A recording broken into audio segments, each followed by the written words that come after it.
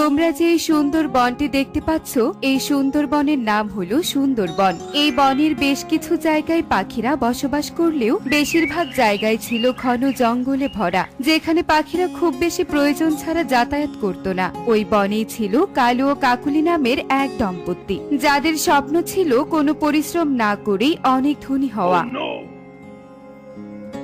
এই যে কালু, এই দেখো হাড়ি একদম ফাঁকা, কোনো খাবার নেই ঘরে। ভেবেছিলাম একটু ঠান্ডা ভাত হয়তো বা হাড়িতে আছে, এখন তো দেখছি একটুও নেই। তাহলে তো এখন না খেয়ে থাকতে হবে। কি হবে কাকুলি এবার? কি আবার হবে? খাবার খুঁজতে যেতেই হবে, নয়তো যে রাতেও না খেয়ে থাকতে হবে। তার থেকে চলো খাবার খুঁজতে যাই, দেখি কারো জমিতে কোনো পড়ে থাকা ফল পাই কিনা। তোমার জন্য কে ফল ফেলে রেখে গেছে শুনি? তার থেকে চলো গভীর বনে যাই, সেখানে হয়তোবা কোনো ফলমূল পেতে পারি। তাড়াতাড়ি বাড়ি ফিরে এসে আবার ঘুমাবো।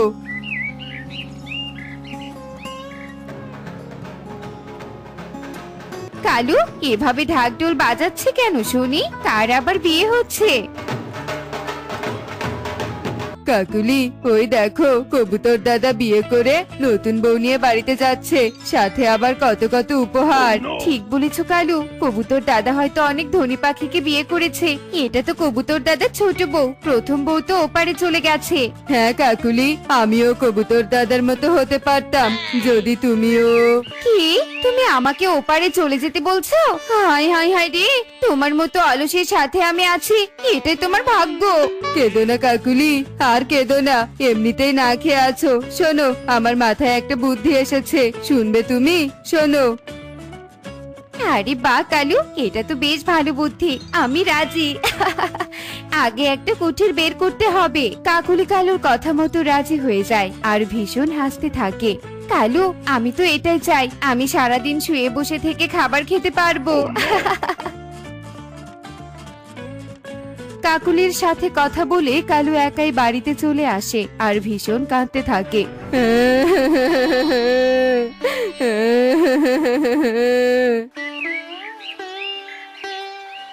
এ কি কালু দাদা, তুমি কাঁদছো কেন?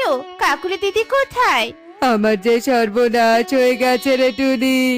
কাকুলি সহ আজ নদীতে গিয়েছিলাম পানি আনতে আর খাবার খুঁজতে, কিন্তু হঠাৎ একটা ঢেউ এসে। ঢেউ এসে কি হয়েছিল কালু দাদা? কাকুলি দিদি কি তাহলে আর নেই? কোথায় ভাসিয়ে গেছে? চলো আমরা সবাই মিলে গিয়ে খুঁজবো। খুঁজে আর লাভ নেই টুনি, আমি অনেক খুঁজেছি কিন্তু। ঠিক আছে কালু দাদা, তুমি কষ্ট পেও না, তোমাদের ভাগ্য হয়তো এমনই ছিল, তোমাকে এখন নিজেকেই সামলাতে হবে। পাখিরা এভাবেই কালুকে সান্ত্বনা দিয়ে চলে যায়। সবাই আমার কথা বিশ্বাস করে গেছে। কালু কাক সবাইকে বোকা বানাতে পেয়ে ভীষণ খুশি হয়। এভাবেই সেই দিন কেটে যায়।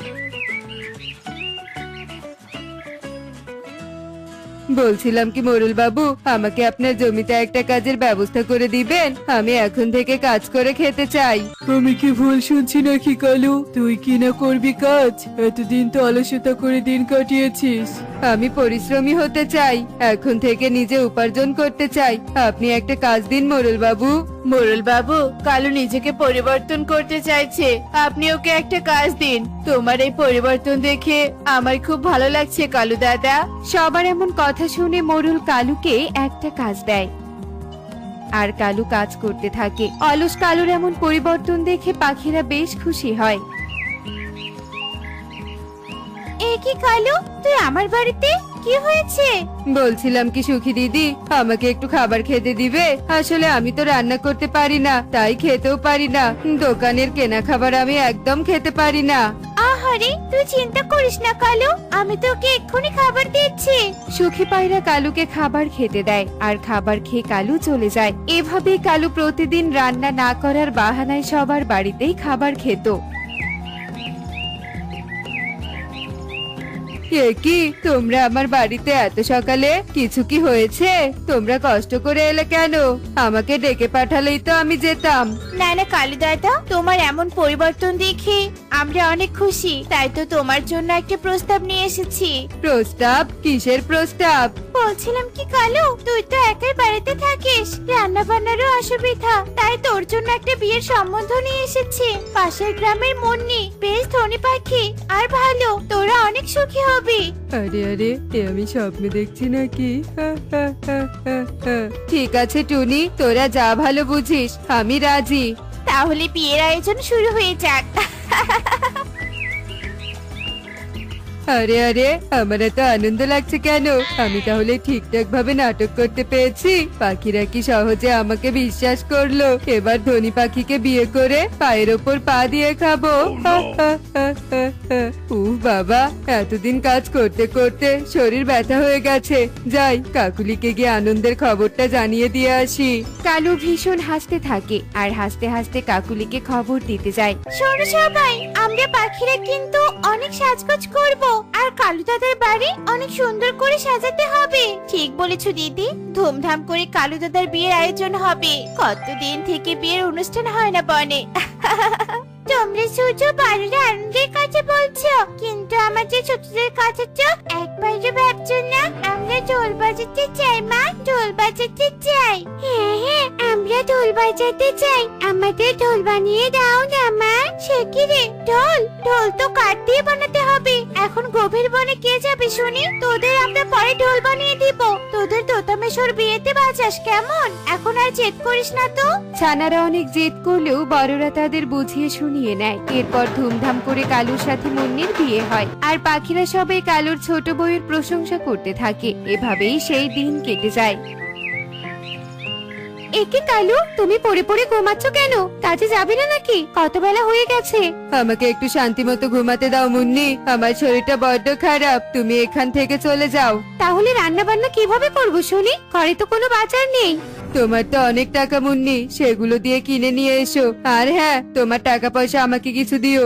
এখন যাও, আমাকে ঘুমাতে দাও। মুন্নি অবাক হয়ে সেখান থেকে চলে যায়। এদিকে কালু আবারও অলসতা শুরু করে দেয়। তুমি আমাকে ঢোল বানিয়ে দিতে চেয়েছিলে, তুমি আজকে আমাকে ঢোল বানিয়ে দাও না মা, নয়তো আমি খুব কান্না করব।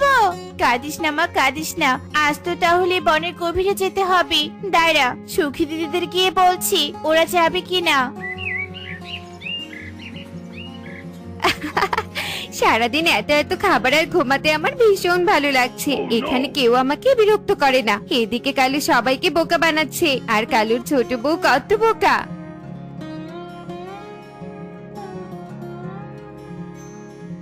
একে কাকুলি দিদি, তুমি নদীর পানিতে ভেসে যাওনি? ইয়ে মানে ইয়ে কি মানে করছিস? সত্যি করে বল আমাদের। তারা যখন কথা বলছিল এমন সময় কালু অনেকগুলো খাবার নিয়ে আসে, আর সবাইকে দেখে ভীষণ ভয় পেয়ে যায়। একে কালু দাদা, এত খাবার তুমি কার জন্য এনেছো? তার মানে তুমি কাকুলি দিদির কথা জানতে? সত্যি করে বলো সবটা। আমরা কিন্তু বাকি পাখিদের ডেকে পাঠিয়েছি। বলছি টুনি, সবটা বলছি। আসলে কালুর আর আমার কাজ করতে খুব অলসতা লাগতো, তাই আমরা ঠিক করেছিলাম আমি মরার নাটক করব, আর কালুকে ধনী কোনো পাখির সাথে বিয়ে দিব। এরপর দুজন বসে বসে খাবো। ছি, তোমরা এত খারাপ। তোমরা এই কালুকে ক্ষমা করো না।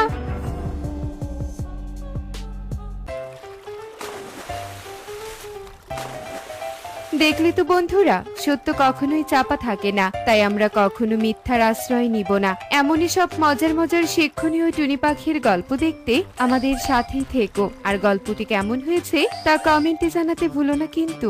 Bye bye.